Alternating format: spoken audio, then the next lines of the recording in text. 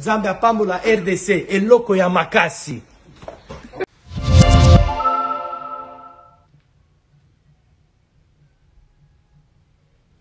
Je ne suis ni traître, ni affairiste, ni intérêt personnel. Nous avons tous combattu. Autocom sa partie et c'est qu'ils allaient les nôtres. La décision, bien les décisions qui vont suivre, les heures à venir, oui, que Nazui Yango, on a intérêt Nabino. Je ne vous trahirai jamais. Tout ce que je prendrai comme décision, les alliés pour bonheur Nabino. Merci beaucoup. Mais pour les autres aussi, de la base, ici nous sommes en direct. Il n'y a pas accès justement à l'intérieur parce que ici il y a vraiment de la foule. Il y a. Non, ne filme pas. Vous voyez la presse ici là. Ma caméra aux autres sont après. Et passez à nous dit plus. Aux autres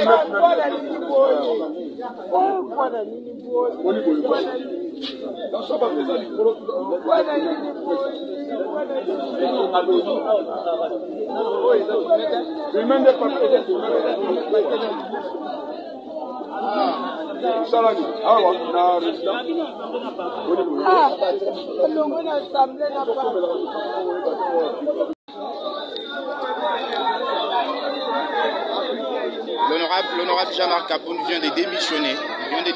Il y a énormément du désordre ici au niveau de sa résidence.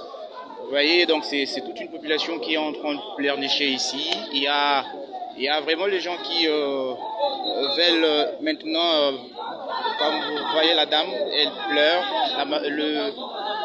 la dame pleure, les décisions sont tombées. Donc il y a ici, il y a pas mal d'émotions ici. L'honorable Jean-Marc Capoun vient de démissionner. Il vient de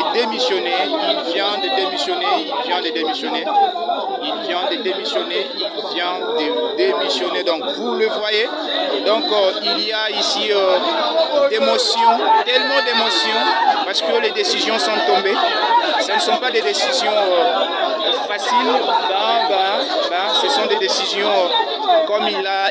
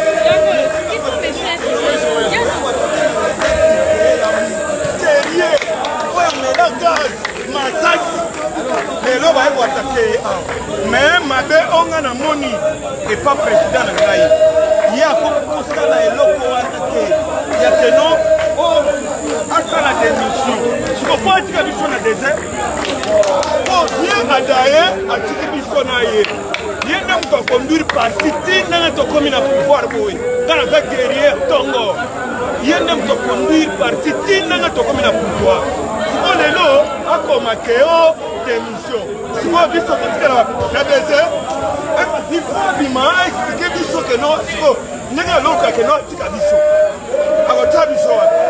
agocha biso mama yo bini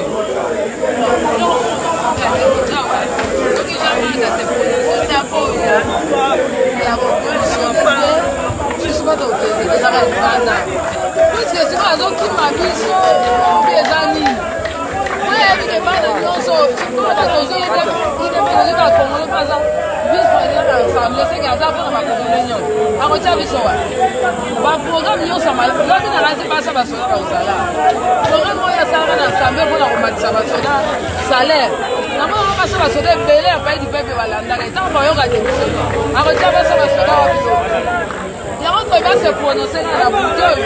La redémissionner. En tout cas, si tu es partout, tu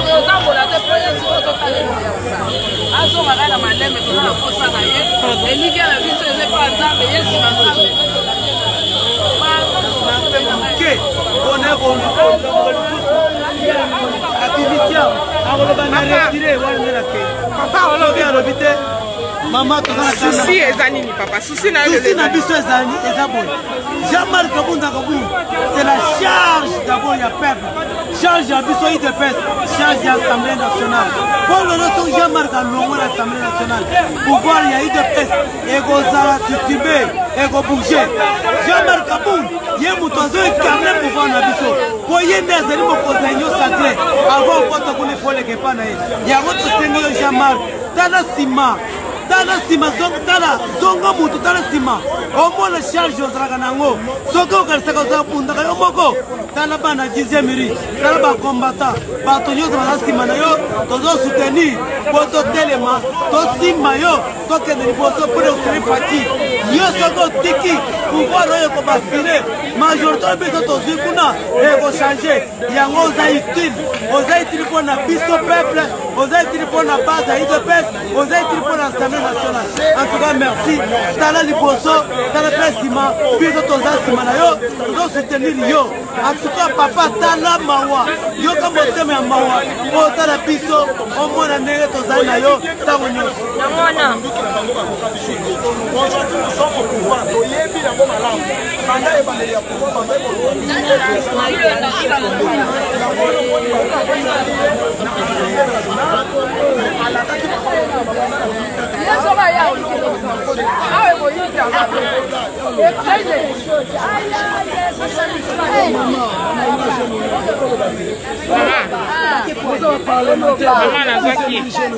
Maman, souci la vie des années. Souci la vie des années que président la biso Jean-Marc Kabou a retiré démission na yeto boyi yango puisque yenda za molobe na biso yene to tingala na ye dilo bana ye moko ebandisa ka bato nyonso yene charge ya biso ya G90 tozala sima na ye tozo simba ye azala makasi aza kombata ya solo oya abunda bituma iloko moko bandie ezate tozala azala bato masima na ye tobondeli yo papa kotika biso na kati ya zamba te pouvoir ekebate yo force na biso oza molobe na président yoka biso biso boye eza bitumba te oyo kodemisionele yo bunda makasi biso toyebi force na yo si omoni lelo tozaka toyebi force na président Etienne Tshisekedi atiki yo na biso lelo okende otika biso ekosimba te tokolinga mpe te président tozobondela yo retire fatile tolobaki aretire signature aretiraki yo mpo koyokela biso okoretire lelo okoretire signature na yo mpo tokobenga oka signature mpo tolingi te makambo ya démissionner osala boye okotika parti na nani oyebi place wana babundisako mingi mpo bayebi bakokotela place wana ndenge okotika yango otiki mpo tokufa oyo tosala ni président otiki nyonso okela nani otikeli biso nani tokolinga yango te président retire tokolinga yango te biso bamama ya parlement debout 10e mairie G90 tozoloba na eloko na otuna na président Kabou namonaki azali coordonnateur ya union sacré sikoyo loko azodémissionne adémissionne oyebi adémissionne atiki union sacré na nani sikoyo union sacré panzana fati okoma na mutu bie makolo akoki abandi oboma fati na biso te tosinye pardon ndenge papa etienne atikela biso ye oyo ye aza testament ya papa etienne amonaka bato nyonso tamona kaka ye yango nalobi boye pardon alibisa biso alongola mwana alobi ya kodémissionne toboya yango kaka na buto oyo abima libanda tomona ye adeklama biso nyonso toyoka mpo tozwa kimia président Jean-Marc bana bazala kimia te bamama bazolela longola mo wana okona ndako te